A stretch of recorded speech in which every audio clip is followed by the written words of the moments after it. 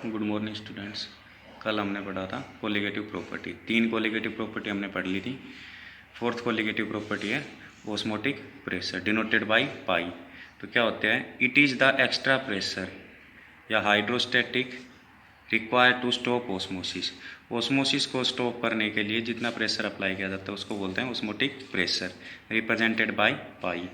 अब osmosis word है तो ऑस्मोसिस क्या होता है, the movement of solvent particle from lower concentrated solution to higher concentrated. Low concentrated solution से हाई कंसनट्रेटेड सॉल्यूशन की तरफ मूव करना सॉल्वेंट पार्टिकल का सेमी परमेबल मेम्ब्रेन के थ्रू, उसको बोलते हैं ऑस्मोसिस। अब मेम्ब्रेन कितनी टाइप की होती है, तो टाइप्स ऑफ मेम्ब्रेन। पहला है परमिएबल मेम्ब्रेन।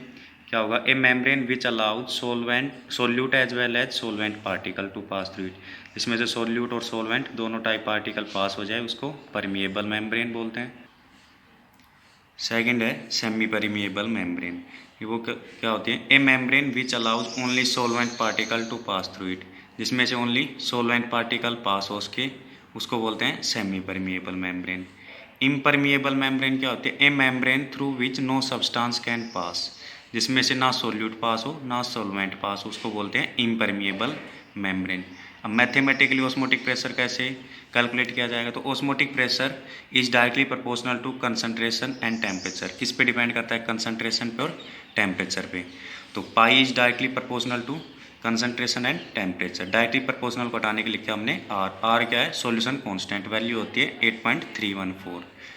तो pi is equal to R की जगह सी कंसंट्रेशन का सी क्या होता है, एन बाई वी। तो इससे फॉर्मूला क्या हो जाएगा, वी लेफ्ट हैंड साइड जाएगा तो मल्टीप्लाई होगा, तो pi V is equal to n R T. तो this is like ideal gas equation. Ideal gas equation क्या होती है, P V is equal to n R T, तो उसी की तरह इक्वेशन होगी। तो कैलकुलेट करना है हमें मोलिकुलर मास ऑफ सोल्यूट। तो I V is equal to n R T, n क्या है, नंबर ऑफ मोल्स। तो मोल्स का फॉर्मूला क्या होगा, मास अपॉन मोलिकुलर मास। तो pi V is equal to n की वैल्यू पुट की डब्ल्यू B upon M B into R T. M B निकालना है, M B left hand side, pi V right hand side. तो M B is equal to क्या हो जाएगा, W B into R T upon pi we.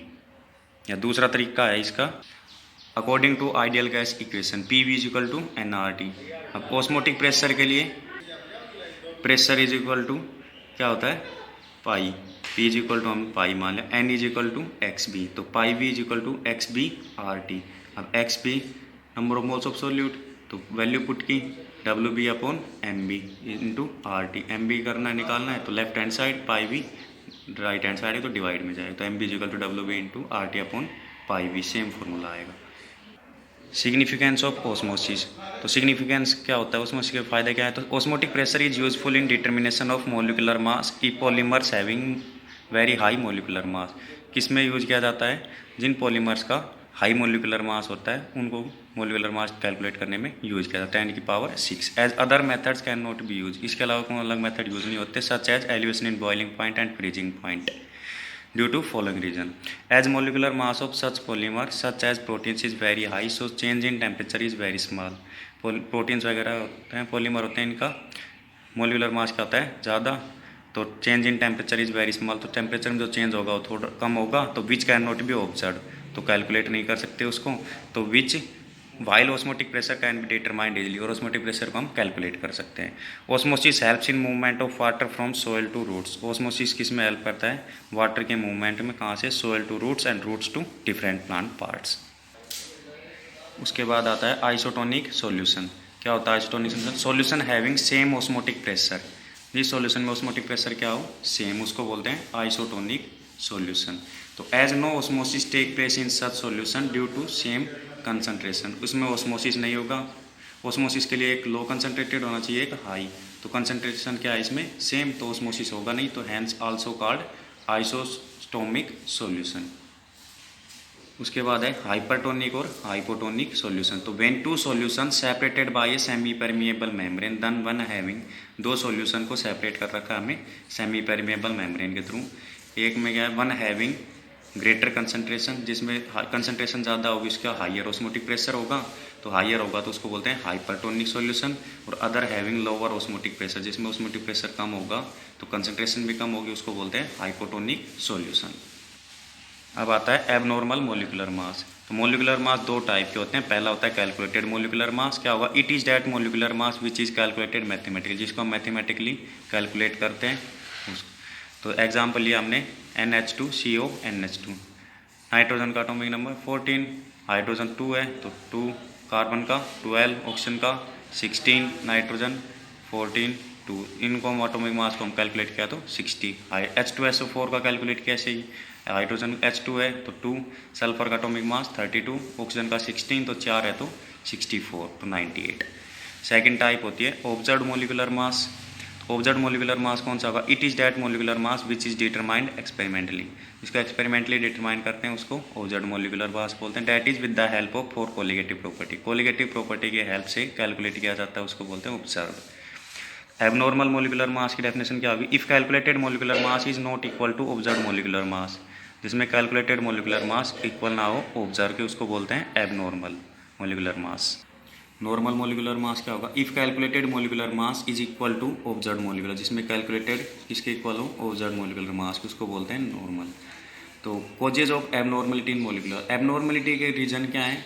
तो पहला है 2 regions of abnormality. पहला है एसोसिएशंस, मतलब जुड़ना, डिसोसिएशन ऑफ मॉलिक्यूल्स, मॉलिक्यूल्स का टूटना। 2 रीजन की वजह से एबनॉर्मलिटी होती है।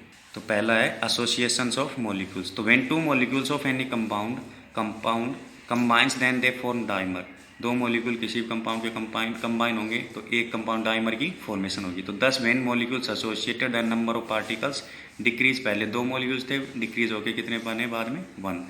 तो so value of colligative property decrease. तो कोलिगेटिव प्रॉपर्टी किस पे डिपेंड करती है? नंबर ऑफ पार्टिकल्स पे। तो कोलिगेटिव प्रॉपर्टी क्या होगी? डिक्रीज, और मोलिकुलर मास इंक्रीजेज। एग्जाम्पल लिया हमने, in benzene solvent both acetic acid and benzoic acid exist as dimer.